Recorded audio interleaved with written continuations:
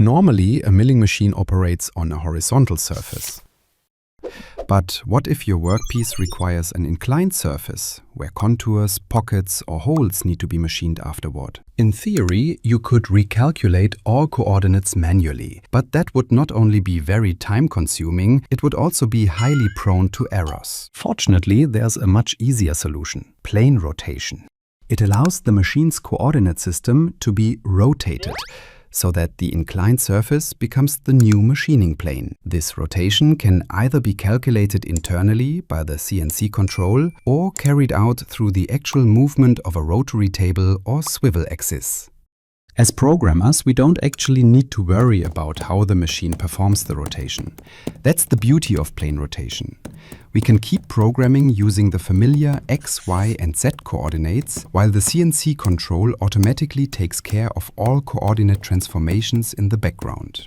In our programming example, we rotate the machining plane by 30 degrees around the Y-axis. Of course, you can also rotate around the X or Z-axis, or even around multiple axes at the same time. Using G1, a linear feed movement, the tool passes over the workpiece several times, gradually removing material. Next, a contour pocket is machined on our new machining plane.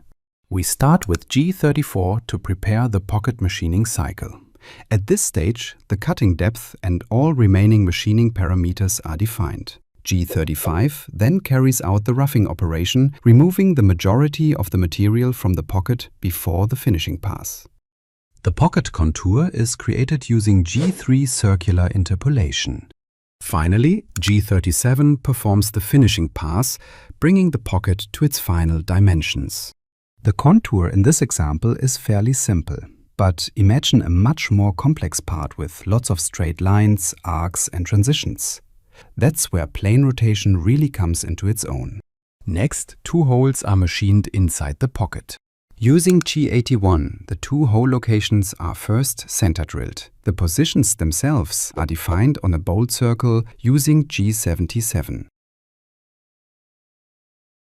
The holes are then drilled with G82 and finished to their final size with G85.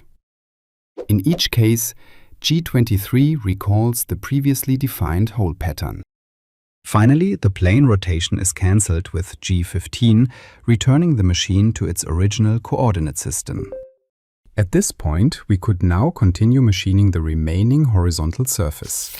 In this example, though, that's all the machining required.